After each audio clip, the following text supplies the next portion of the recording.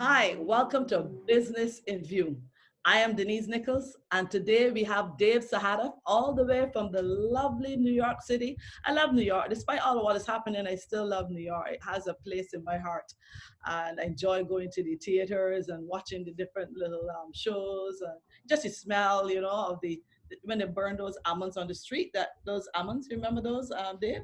Yes, yes, indeed, from the side carts and stuff like that.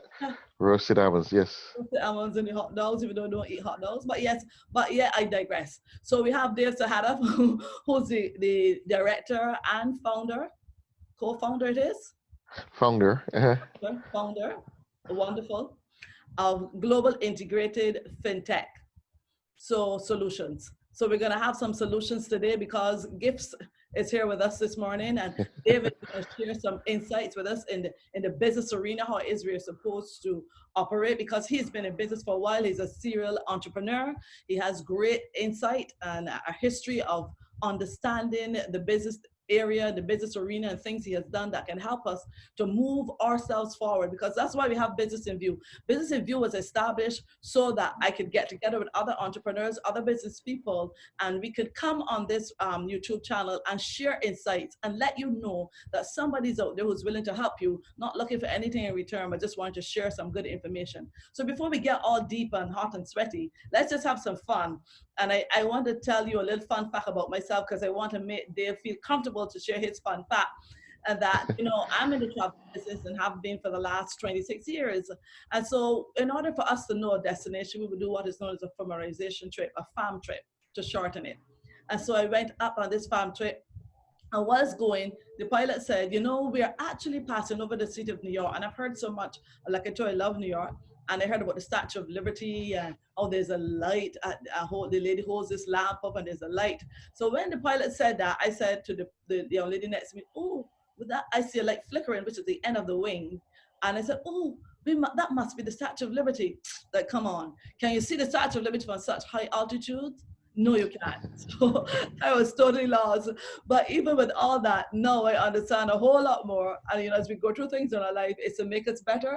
It's the learning curve that we go through, and nobody has all the answers, and we really need each other. So Dave, tell us a fun fact about yourself, or something that we can just have a laugh at before we get deep into this business in viewing this morning. Sure, sure, Denise. But first of all, thank you, and thank you so much for having me. Fun fact, well, one that I can, recall is having lived here in New York in the U.S. for some time now. I remember on my first part-time job, my first assignment while in college, I worked at a bank as a teller part-time, and of course, there was the manager of the branch seemed totally clueless about the Caribbean, about Africa, just totally ignorant. And so he was fond of asking me what I considered some really silly questions. So one day he says, Dave, you think I'll be able to visit Barbados? And I says, well, there is actually a prerequisite before you go there. I says, because of course, the way it goes, we swing from trees and stuff. So what will happen is that you will have to get up your swinging game, because immediately once aircraft lands, you're going to need that rope to swing from to launch you from the aircraft, into the customs area. And he actually said to me, "Really?" And I said that since that he was so silly to believe that, I actually allowed it to play on for a couple of days before. While another Barbadian that worked there with me at the time, we had a good laugh about it, and until we corrected him about 2 days later. Say no, silly. You talk about the grass skirts and do the Tarzan and Jane. I think that was and give this in the context of 1981, 1982. So yeah, Imagine still that. backward for that time, but yes. Imagine that you could think that people, 1980 something, that we have not gotten further. You think that you've gotten all that the knowledge you need to, and that the people in the islands don't. I think that's Yeah. a perspective that sometimes they have about us, but we've really mastered our craft, what it is that we do, and just like any other human being, just like any other person on this earth, opportunities present themselves, and we take advantage of them, and we learn. And so we're not running around in grass skirts trying to figure out what next to do. But Dave, I want you to share a little bit about yourself, because the people do not actually know you, and we want to hear a little bit more so that we can get feel a little closer to you and understand who Dave Sahadath is. Thanks, Denise. Well, oh boy, where should I begin? Perhaps I'll just begin with my entrepreneurial journey. I like that term, serial entrepreneur, because as many of the motivational speakers say, success is not a destination but a journey. And throughout life, your journey, usually evolves as it should. Um, Started out many well. I will go back to my school days where I started out by selling some rotis that my dad made for me for lunch, and being able to command a good price for it, and then turning around and buying something much cheaper at what was available at the canteen and making a profit. But started out, yeah, really in when I remember going to college here, going to university, and was introduced to the wholesale garment district and started buying clothes and taking to Barbados during my summer vacation and selling them, and actually being able to return with enough money to help myself as far as paying those school fees were concerned. Um, Grew into a little business of its own. Um, but then my first real venture came while in college. I was actually introduced to the idea to real estate, and also I was intrigued by it and got involved. Joined a real estate firm, part time, and it seemed like it was something that just came naturally to me. I enjoyed it, and that saw me getting involved, leaving, then after school, leaving the full-time job that I had with an recruitment advertising agency, and going full-time into real estate, much to the horror of my dad at the time. I remember, because here it is, how we are taught in Barbados, right? Boy is leaving a good job with security to jump into this real estate thing, that he's not going to get a salary and anything like that. And I assured him, I said, look, here's what I've been able to do part time. And I says, if I focus my efforts into that, I said, because the company is telling me that this is the trajectory I'm on, which they thought was a good one. And I'm saying, well, if that's the vision that you guys have for me, and it was meant to be a compliment, I can do so much more. If I had a full-time real estate career, if I, continued on the path that I was. So I ended up, after that discussion, leaving and going into real estate full time. Worked for a company, and at that particular time, I think after about 2 years, was promoted to become, the sales manager, VP of sales, and I was doing all of the training and recruiting and stuff like that for that firm, um, until there were some philosophical differences between management and myself. Well, mostly surrounding ethics, and I thought that I had learned enough, which was not my intention then, to decide to launch out, um, onto my own. And I had an interest because of another colleague that was involved in the travel business. Uh, I then, who was my business partner at the time, a young lady, also from um, Barbados.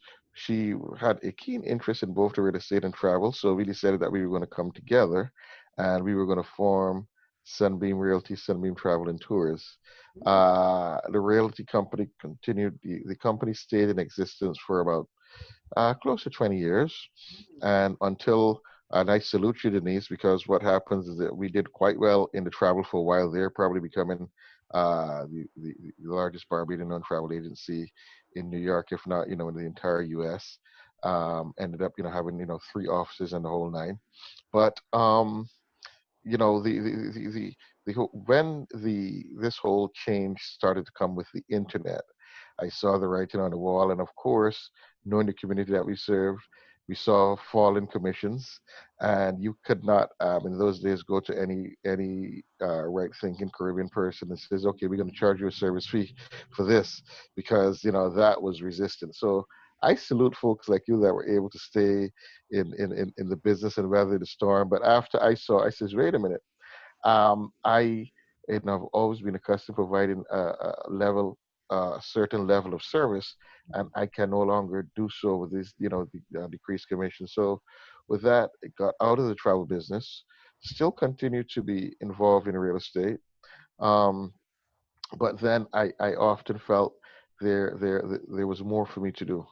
After a while, having done it for so long, I felt that it had lost its challenge for me, and so uh, fast tracked into the to future. I then acted on a vision that I had because at that time uh, the debit cards were now coming into the banking system into its own, and I says, you know what? Why can't we have a card product that is made for the Caribbean? And it was back then that I conceptualized the first component of what gifts is, which was a card scheme independent of Visa, MasterCard, made for the Caribbean, called, the One Caribbean card. And God knows, sometimes if He shows you where the journey would take you, you probably won't travel it, because there was much about the business that I did not know and understand. But all I know is that I had some grandiose ideas, and Isn't that how entrepreneurs are, though? and They're with willing to a take you. series of disappointments, and you're not willing to be resilient, I think that then this is not for you. So um, went through that with the one card. Um, it evolved. We started a company called Caribbean Electronic Payment Systems, and it was through that company that I recognized that we weren't getting or seeing the type of uptake in the business that I had imagined. And I was, as you will able to, you would well understand, I'm doing my morning devotions, and I'm meditating, and because I was questioning, why has this thing not taken off?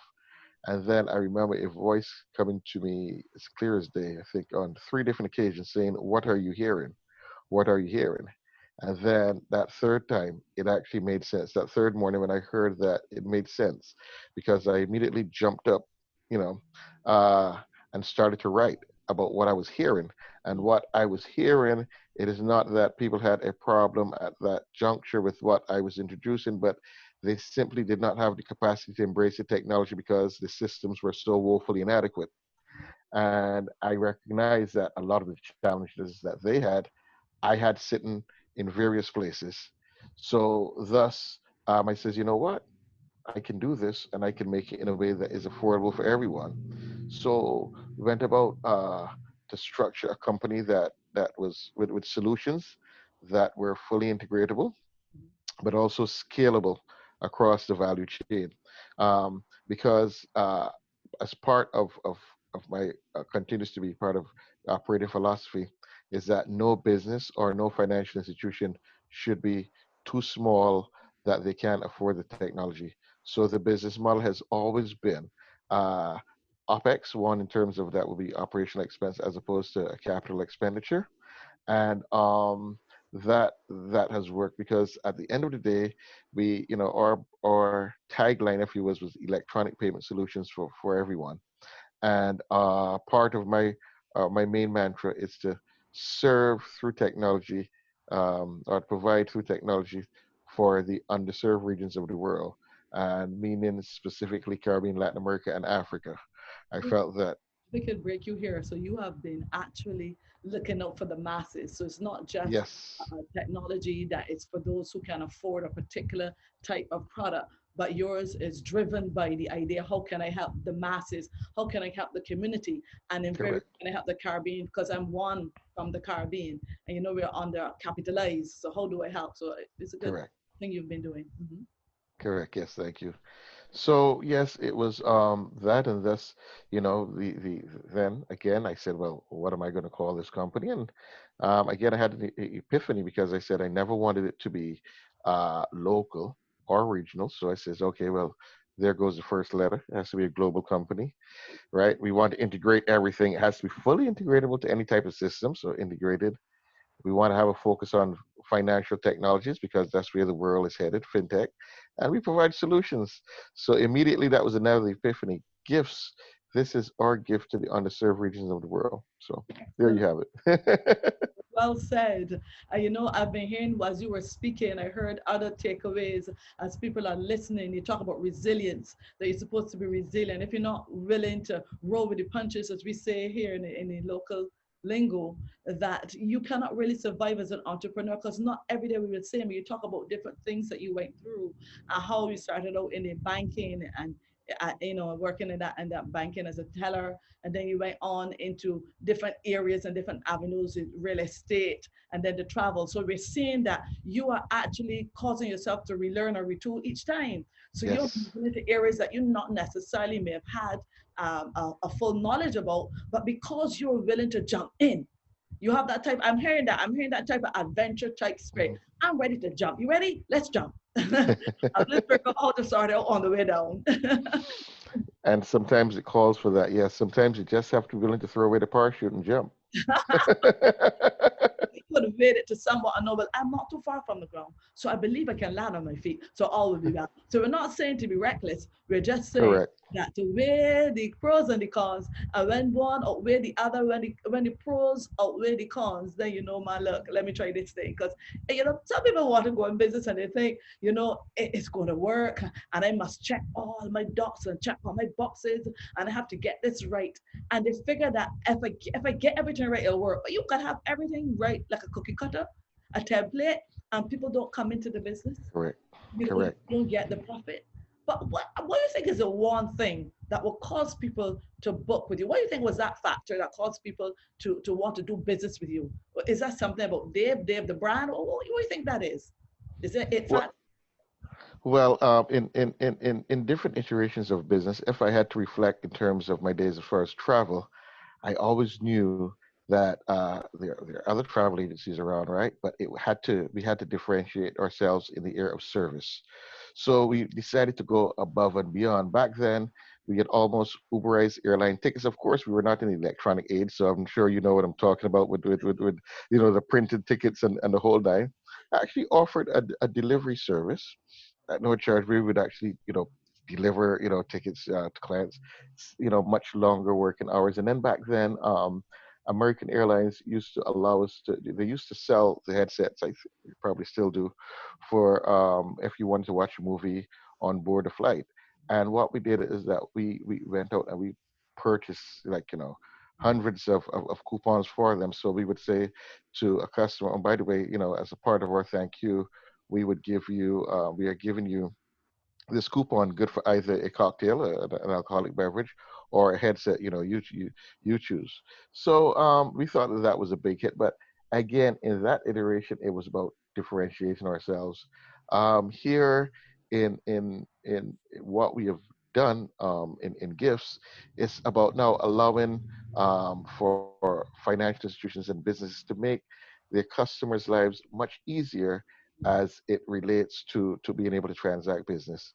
And I think that we always, try to stay at the cutting edge of technology. As I said, I've always thought it be important to lead and not follow. Uh, I love So again, because of we continue to reinvent ourselves and be innovative, and that has also been a key differentiator for us. I'm hearing that because the way how we talked about you being able to morph or to go into and to look at the situation and assess it. You have a keen eye because you were anticipating the change in the market. And with that anticipation, you say, you know what, we have to change. We have to get into the global integration of finance and technology because we realize that's the way that the world is going. And it's so apt and appropriate because even now with what's going on in the world, everybody's running to the computer to do things online. So you are right on the money. But as we sum up, do you have any closing thoughts? Anything you want to say to the listeners that would help them in their journey as an entrepreneur, or even because we manage our lives, we manage our homes, and sometimes we think of entrepreneurship as just managing a business. But if you can't manage you, I think it's very unlikely that you can manage a business. So, any insights that you can give? Well, first of all, it begins with an attitude. You have to start out with an attitude for success. There's a principle that I always like to tout, which says attitude determines approach, approach determines success or failure. And obviously out of that, people says your attitude determines your altitude. And these are not just cliches, but you have to adopt the right mindset as an entrepreneur, the right mindset for success, the right mindset to allow you to know that it will not always go smoothly.